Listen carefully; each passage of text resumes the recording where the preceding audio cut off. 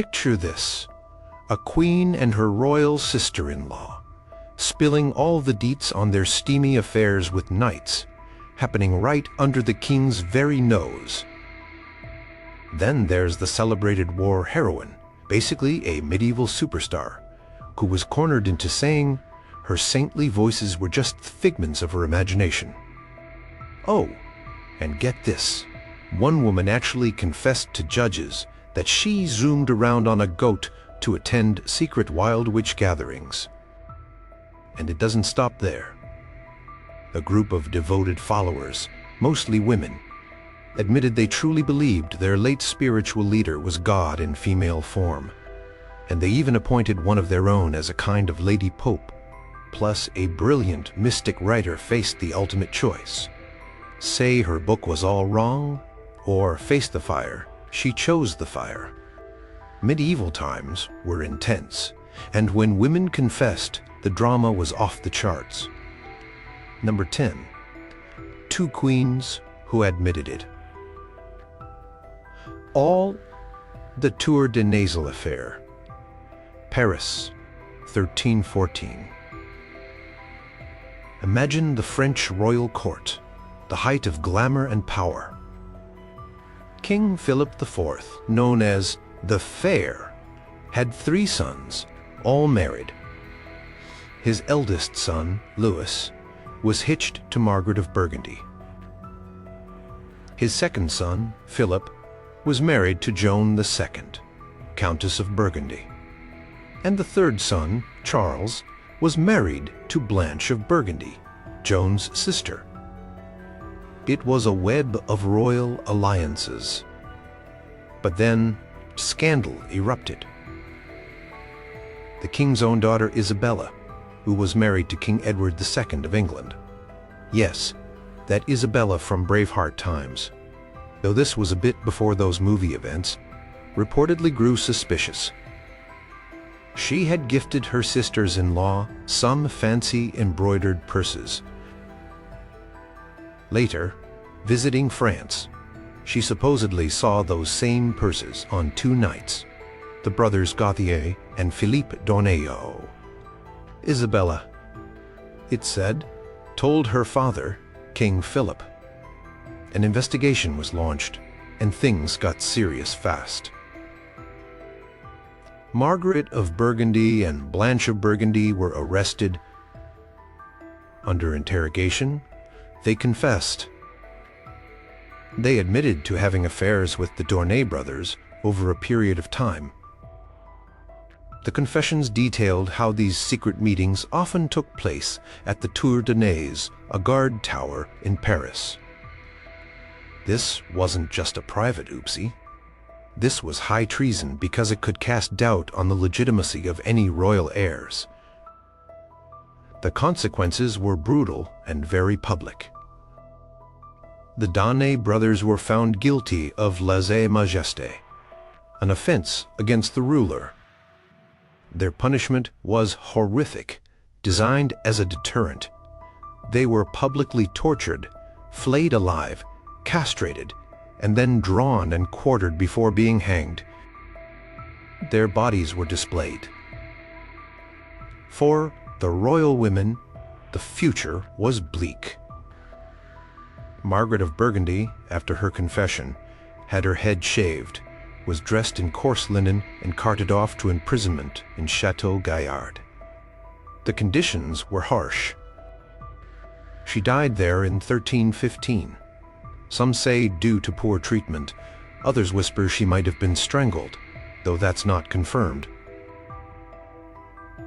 Her marriage to Louis was annulled just before her death, allowing him to remarry. Blanche of Burgundy also had her head shaved and was imprisoned at Chateau Gaillard.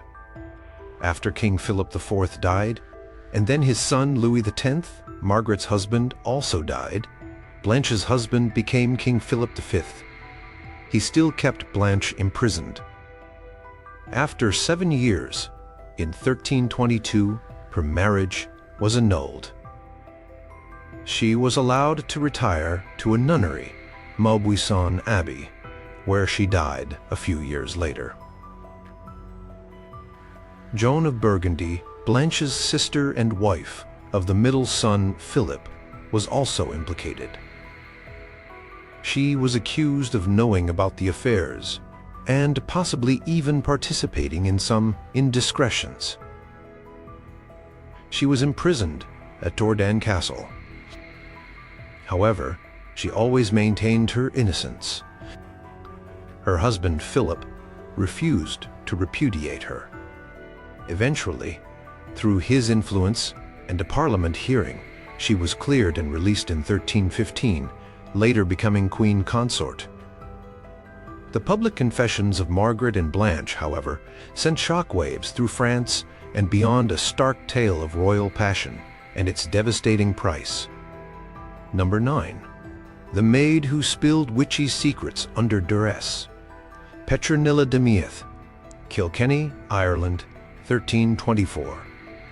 This story revolves around Dame Alice Keitler, a wealthy moneylender who had outlived 3 husbands and was on her 4th. When her current husband, Sir John Lepore, fell ill, his children from a previous marriage and Alice's own stepchildren from her previous marriages started pointing fingers. They accused Alice of using witchcraft and poison to amass her fortune and harm her husbands. The local bishop, Richard de Ledrede, a zealous Franciscan, took these accusations very seriously. Alice Keitler was a powerful woman and had influential friends. She even managed to get the bishop briefly imprisoned. But Bishop Ledrede was relentless. He compiled a list of charges against Alice and her associates, accusing them of heresy and sorcery. The charges were wild: denying Christ, sacrificing cockerels to demons, making potions from unbaptized babies' hair and clothes, and even having a demonic familiar named Robin Artisan, who appeared as a cat, a dog, or a dark man, and with whom Alice allegedly had intimate relations. Alice, sensing extreme danger, managed to flee Ireland, likely to England or Flanders, leaving her associates behind to face the bishop's wrath. One of these associates was her maidservant, Petronilla de Meath. Petronilla was arrested. Bishop Ledrede's process notes, the narrative of the proceedings against Dame Alice Keitler, detail what happened next. Petronilla was interrogated. The record states she was flogged multiple times, 6 times according to some interpretations of the text. Under this coercion, Petronilla confessed. Her confession was lurid and detailed, implicating Alice in all the charges. Petronilla reportedly admitted to participating in witchcraft with Alice. She described how they made powders and candles to curse people, how Alice taught her these arts, and she confirmed the stories about Robin Artisan. Petronilla claimed she had, with Alice, publicly cursed her own husband with enchanted candles. She said she had seen Alice meet with the demon. These confessions, extracted under extreme duress, painted Alice as the ringleader of a coven. Petronilla's confession was crucial for Bishop Ledrede. It provided the proof he needed to condemn Alice in absentia and to proceed against others. Based on her confession, Petronilla de Meath was declared a heretic and a witch. On November 3rd, 1324, she was publicly burned at the stake in Kilkenny. This was a grim milestone. Petronilla de Meath became the first person in Ireland to be executed by burning for the crime of heresy, which in her case was intertwined with sorcery. Her dramatic forced confession, made public through the bishop's proceedings, sealed her terrible fate and became a chilling example of the early witch hunts. Number 8. The heroine who briefly said, "It was all a lie," Joan of Arc. Rouen, France, 1431. Joan of Arc, the young woman who had led French armies to astounding victories against the English, was a captive. Sold to the English by their Burgundian allies, she was put on trial for heresy by a pro-English ecclesiastical court. The charges were numerous but centered on her claims of hearing divine voices, St. Michael, St. Catherine, and St. Margaret, her wearing of men's clothing, seen as an abomination, and her defiance of church authority by claiming direct communication with God. The trial was long and grueling, stretching over months. Joan, uneducated but incredibly sharp, often parried the complex theological questions thrown at her by learned clerics. However, she was isolated, threatened with torture. Though not actually tortured, the instruments were shown to her, and under immense psychological pressure. On May 24, 1431, after nearly 5 months of trial and imprisonment, Joan was taken to the cemetery of St. Ouen in Rouen. A scaffold was set up. She was preached at, told she was on the verge of being condemned as a heretic, and handed over to the secular authorities for burning. Faced with immediate execution by fire, she faltered. An abjuration document, a formal renunciation of her alleged errors, was presented to her. What exactly she agreed to is a bit murky. The official record states she signed a lengthy document confessing her sins, admitting her voices were deceptive, renouncing her male attire, and submitting to the church. Some witnesses later claimed the document she actually signed, or marked with a cross, as she was illiterate, was much shorter and vaguer, and that she might not have fully understood what she was agreeing to. Regardless, a public confession was made. Joan, in front of the assembled crowd and church officials, abjured. As a result, her sentence was commuted from death to life imprisonment on bread and water. She was also ordered to wear women's clothes. This confession, however, didn't last. Just a few days later, around May 28th, Joan was found to have resumed wearing men's clothing. When judges visited her in prison, she told them that her voices had returned and had reproached her for her abjuration, calling it treason to save her life. She recanted her confession. She said she had only abjured out of fear of the fire and that she did not mean it. She reaffirmed her belief in her visions and voices, stating they were truly from God. This recantation of her confession was her death warrant. By recanting, she was deemed a relapsed heretic. This was a far more serious offense in the eyes of the court, with no possibility of further leniency. Her defiant reaffirmation of her beliefs, a public statement to the judges, sealed her fate. On May 30th, 1431, Joan of Arc was taken to the Old Market Square in Rouen and publicly burned at the stake. Her initial coerced confession stands as a dramatic moment of human frailty under extreme duress, followed by an even more dramatic retraction fueled by conviction. Number 7. The Mystic, who died for her book, Marguerite Porete. Paris, France, 1310. Marguerite Porete was a Beguine, part of a movement of lay religious women in Northern Europe who lived pious lives, often in communities without taking formal monastic vows. She was also a writer, and a highly original one at that.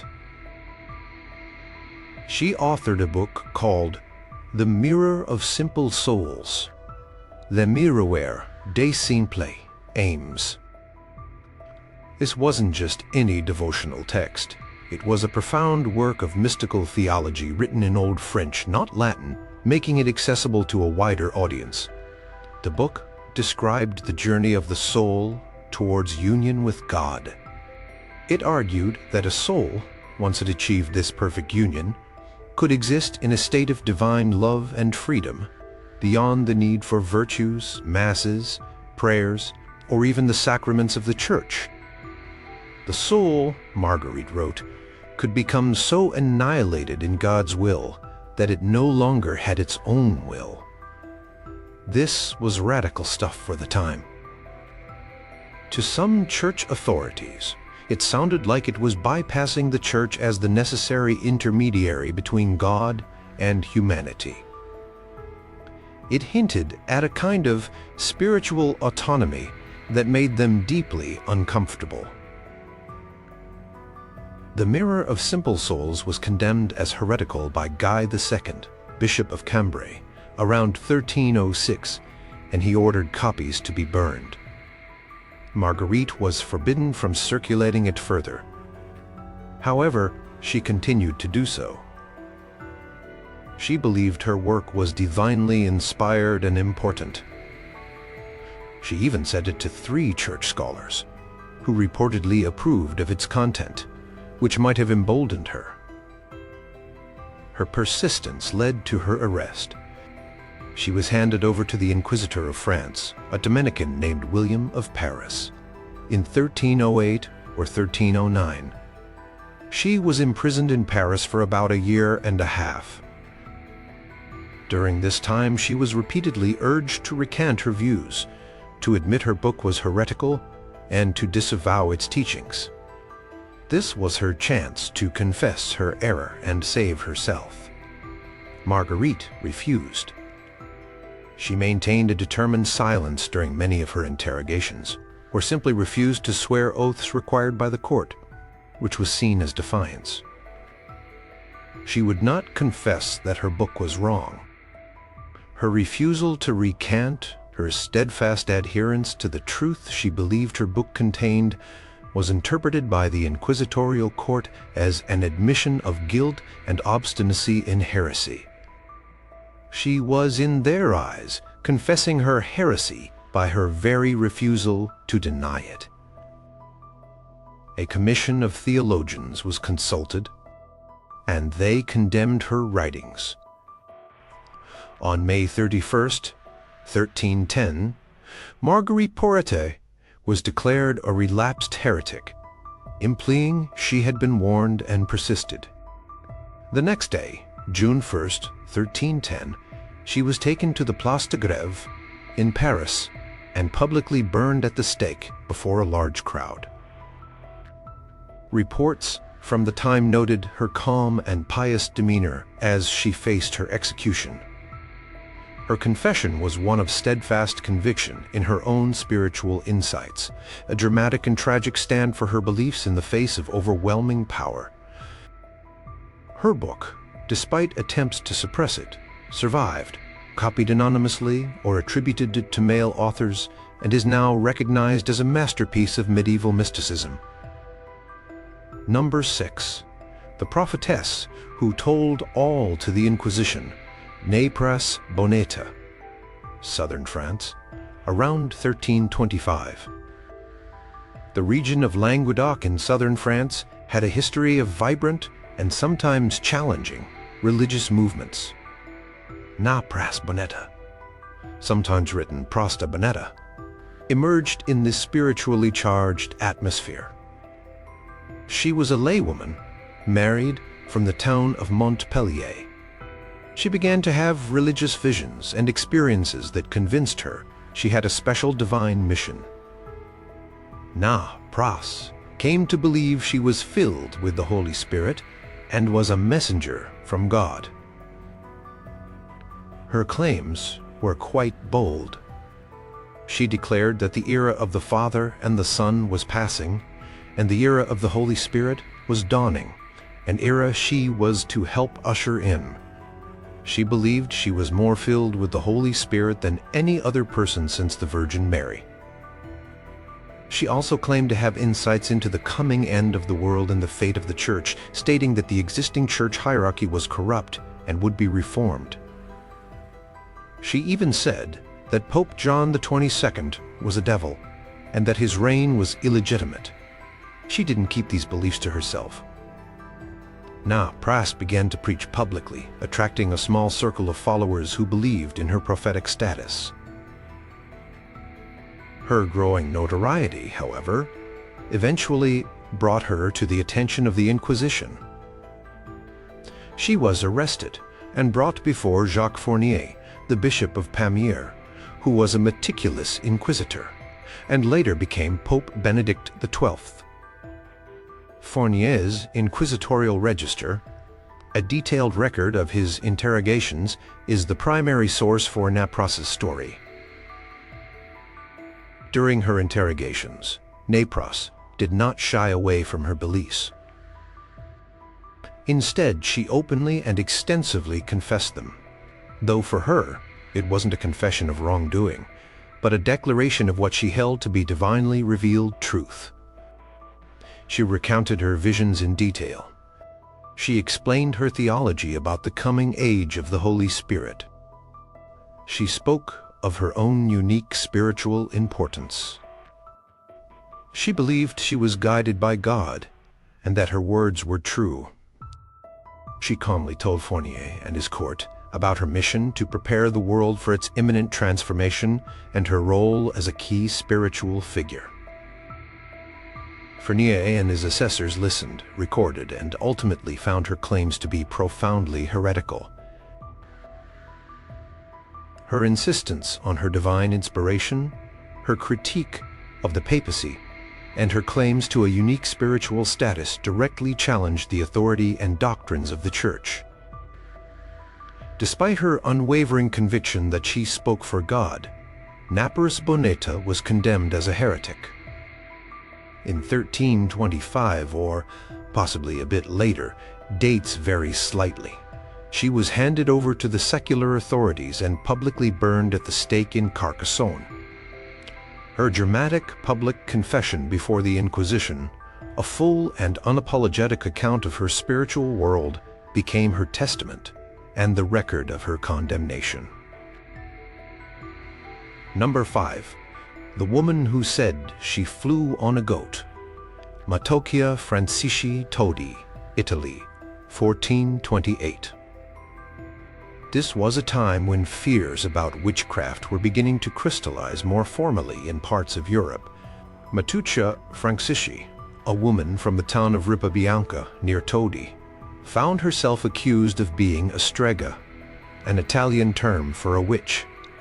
Her trial provides one of the earliest detailed accounts of a confessed witch in Italy, complete with some of the classic imagery that would later become widespread. Matocchia was brought before the secular authorities in Todi.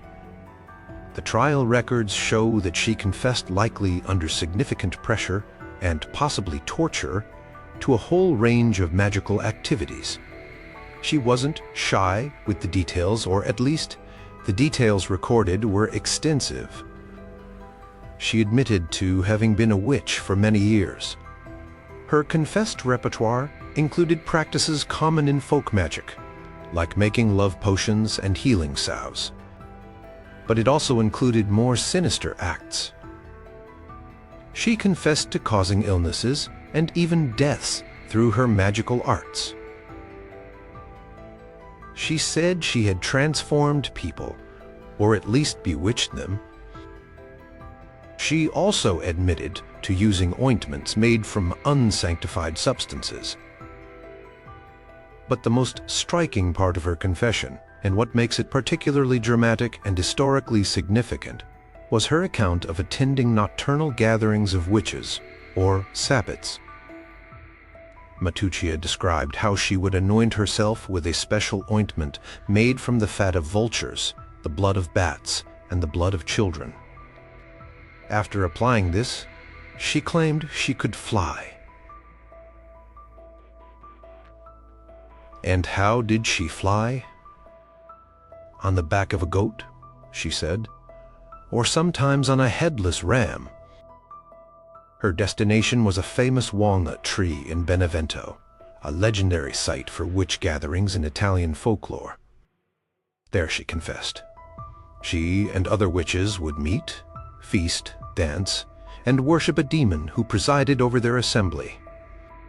She even named other women who supposedly attended these gatherings with her. Her confession, whether entirely coerced, partly believed by her, or a mixture of existing folklore and leading questions from her interrogators, was incredibly vivid. It provided a detailed picture of what authorities were beginning to imagine witches did. The image of flying on a goat to a diabolical Sabbath was particularly potent. Based on her extensive public confession in court, Matuccia Francisci was found guilty of witchcraft. The sentence was death.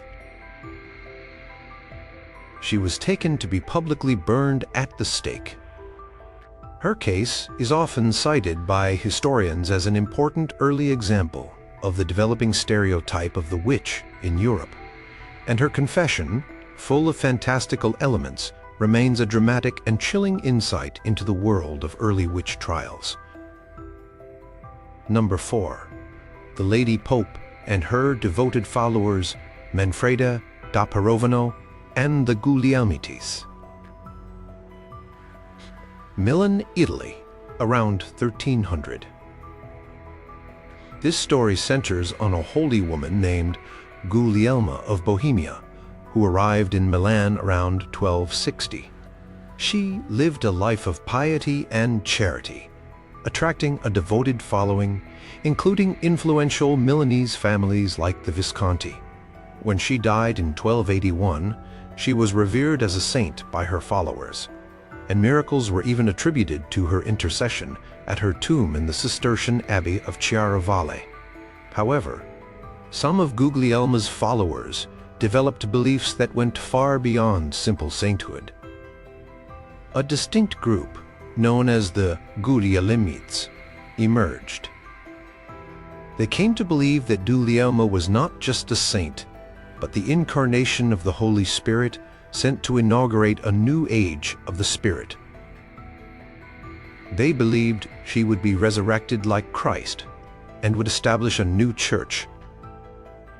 This new church, they proclaimed, would be led by women, and a female pope or paupus would preside over it.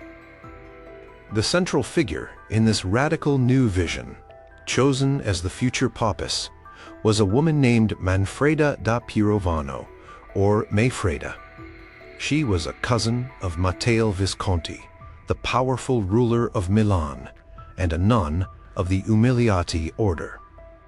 The Guglielmites, both men and women, looked to Manfreda as their spiritual leader. They believed she would appoint female cardinals and would preach in Milan. Some accounts even suggest that Manfreda, acting as paupus, performed rituals typically reserved for priests, such as celebrating Mass at Guglielma's tomb and giving blessings. Another key figure was Andrea Saramita, a male theologian who helped articulate and spread Guglielmite doctrines.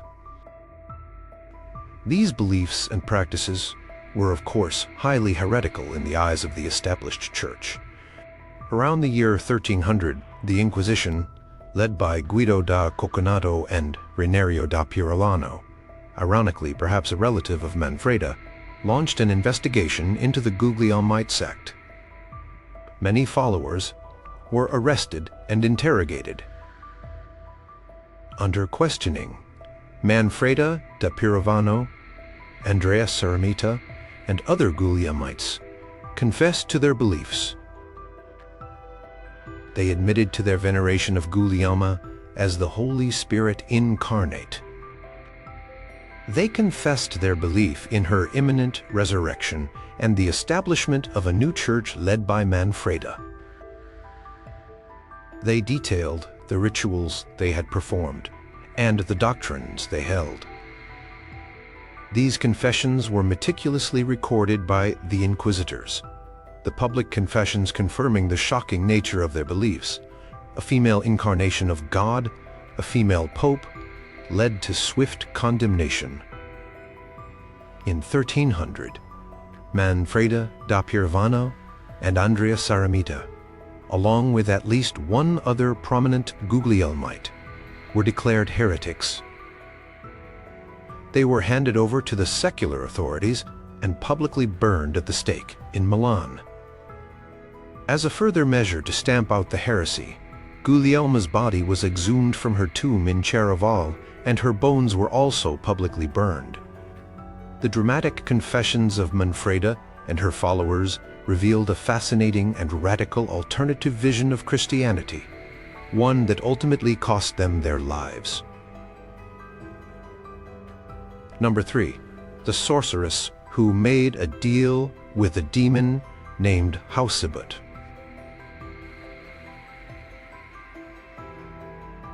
Jeanne de Brigue. Paris, France, 1390 to 1391. In the late 14th century, Paris was a bustling city, but also one where fears of sorcery and demonic pacts could lead to serious trouble. Jeanne de Brigue found herself caught in such fears. She was accused of sorcery, and her case provides a glimpse into the kinds of magical practices and beliefs that authorities were prosecuting. Jeanne de Brigue was arrested along with another woman, Maquette, also accused of similar crimes. Jeanne was interrogated by the provost of Paris, the chief magistrate and police official of the city.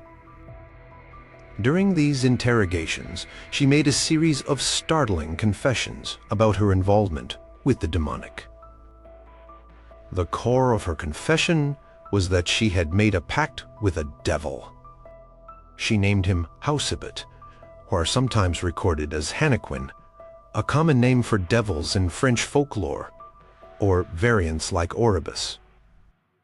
She confessed that she had given herself to this demon, body and soul, in exchange for his services. This pact, she claimed, had lasted for 19 years. Hausibut, according to Jeanne's confession, would appear to her in various forms, sometimes as a tall, dark, handsome man, other times as an animal, like a black crow or a large black cat. What did she ask of Hausibut? Jeanne confessed that she sought his help for various purposes. She asked for money, which he sometimes provided, though often in small amounts or in ways that quickly disappeared. She also used his power, she said, to help others who sought her services. This included love magic, making people fall in love or out of love. It involved healing, both for people and for animals, often using charms or rituals Hausibut taught her. She also confessed to using his aid for divination, such as finding lost objects. But her confessed activities weren't all relatively harmless folk magic. Jeanne also admitted to more malevolent acts. She confessed to making wax images, volt sorcery, of people she or her clients wished to harm. By sticking pins into these images or melting them, she believed she could cause illness or death. She detailed specific instances where she had allegedly used these practices. Her confessions were recorded by the court. They painted a picture of a woman deeply enmeshed in what authorities considered diabolical sorcery. The specificity of naming her demon and the details of their long-standing relationship made her confession particularly damning. Based on these public confessions made during her trial, Jeanne de Brigue was found guilty of sorcery and having a pact with the devil. In 1391, some sources say late 1390, she was condemned to death. She was taken to the Marché aux Puceaux, the pig market, in Paris, a common site for executions, and publicly burned at the stake. Her dramatic confession of a 19-year liaison with a demon named Hausibut became a stark warning in medieval Paris. Number 2. The visionary who admitted she faked it. Catherine de la Rochelle, France, around 1429 to 1430. This was the height of Joan of Arc's incredible career. While Joan was capturing the imagination of France with her divinely inspired military victories, other individuals also came forward claiming spiritual revelations.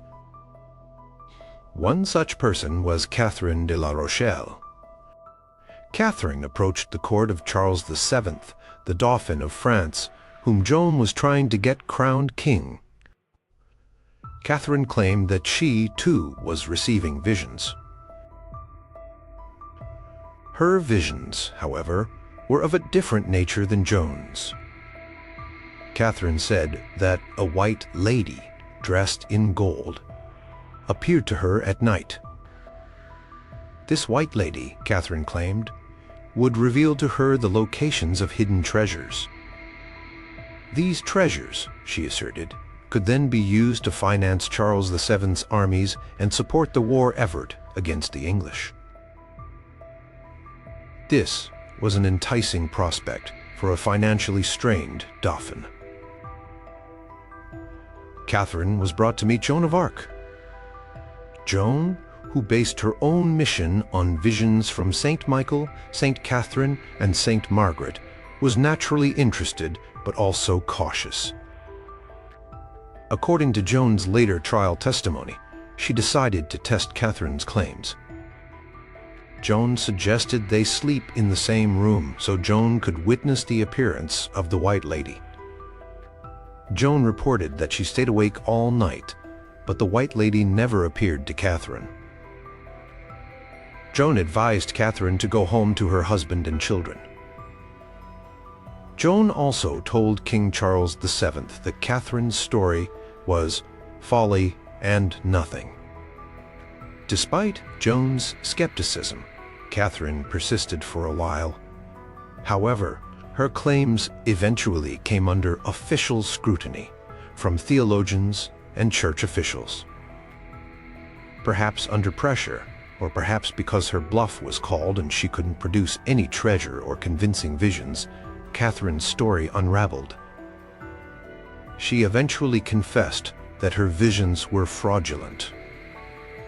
She admitted that she had invented the story of the White Lady and the hidden treasures. She confessed that it was all a fabrication. The reasons for her fabrication are not entirely clear from the historical records. Perhaps a desire for attention, a misguided attempt to contribute, or a hope for reward. Her confession of faking visions was a significant event. It demonstrated the risks and scrutiny faced by those claiming divine revelation in a period when such claims could have immense political and religious consequences.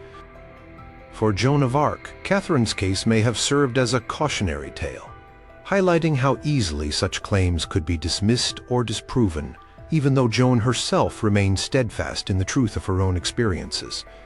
Catherine de la Rochelle's public admission of her deceitful visions, especially in contrast to Joan's unwavering conviction, makes her confession a particularly dramatic footnote in a period of intense religious and political fervor.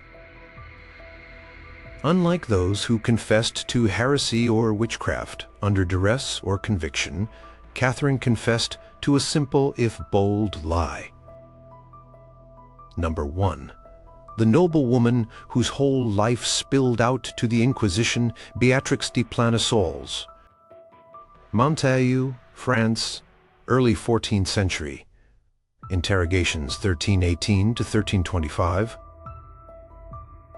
The tiny village of Montaillou in the Pyrenees Mountains became famous centuries later, not for a battle or a king, but because of an incredibly detailed inquisitorial register kept by Jacques Fournier, the same Bishop of Pamiers, and future Pope Benedict XII, who interrogated Napres Bonetta. His register provides an unparalleled window into the lives, beliefs, and secrets of ordinary medieval villagers, many of whom were suspected of Cathar heresy. Among the most vivid and extensive testimonies are those of Beatrix de Planissoles. Beatrix was a minor noblewoman, the chatelaine, lady of the castle, of Montagu for a time, through her first marriage. Her life was complex and deeply intertwined with the remnants of the Cathar faith, a dualist heresy that the Church had been trying to eradicate for over a century. When Fournier's Inquisition focused on Montagu, Beatrix was called to testify multiple times. And testify she did. Her confessions, given over several sessions, were astonishingly candid and detailed, painting a rich picture of her personal life, her religious beliefs, her relationships, and the social fabric of her community. She didn't just confess to heresy. She recounted her entire adult life, seemingly holding little back. Beatrix confessed to her adherence to Cathar beliefs, which she had absorbed from her family and community. She described participating in Cathar rituals, such as the Melioramentum, a ritual greeting to Cathar perfects, the holy men and women of the faith. She spoke of her reverence for the Cathar perfects and her belief in their teachings, including reincarnation. But her confessions went far beyond doctrinal matters. She spoke with remarkable openness about her love life and her desires. She detailed her affairs, including a long-standing and passionate relationship with a local priest, Pierre Clegg, who was himself a complex figure, secretly sympathizing with Catharism while outwardly serving the Catholic Church. She recounted intimate conversations, secret meetings, and the emotional highs and lows of her relationships. She even spoke of her use of love, magic, and contraceptives. She talked about her fears, fear of the Inquisition, fear of hell, fear for her family. She described her internal struggles with faith, her doubts, and her moments of conviction. Her testimony implicated many other villagers, as she named people who shared her beliefs, attended rituals, or aided Cathar perfects. This was a common feature of inquisitorial records, as inquisitors sought to map out entire heretical networks. What makes Beatrix's confession so dramatic is not a single explosive revelation, but the cumulative power of her detailed personal narrative given under the intense scrutiny of the Inquisition. It was a public unfolding of a private life, compelled by the power of the Church, but delivered with a voice that still feels remarkably personal and human across the centuries. As a result of her confessions, Beatrix de Planissoles was found guilty of heresy. Her punishment, however, was relatively lenient compared to some. She was sentenced to wear yellow crosses on her clothing as a sign of her penance, a public mark of shame, and likely faced imprisonment for a period. She survived the Inquisition, but her extensive and intimate confessions, preserved in Fournier's register, offer one of the most dramatic and complete self-portraits of a medieval woman available to us, a public unburdening of a life lived on the edge of orthodoxy,